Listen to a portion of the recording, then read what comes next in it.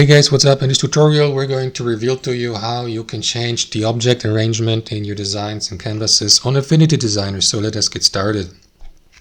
Alright guys, so navigate to your canvas on Affinity, and let's assume for instance you have two or more objects like these two shapes here, right? So let's say for example they're not transparent but have fill colored, and in this case if I move one object over the other one it will be either in front or in the back, depending on which object you choose. So you can change the arrangement and send these objects to the front or to the back.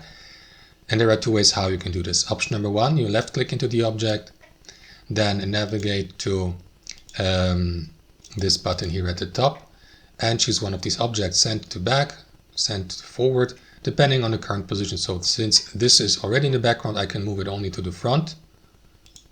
And now if I move it here above that other shape, the other shape will be in the background. So let me change the color so that you may see that here. Now, option number two, you right click into the object and then navigate to arrange and choose again one of these options. For example, send to front. You may also use the shortcut Control Shift and then this bracket here.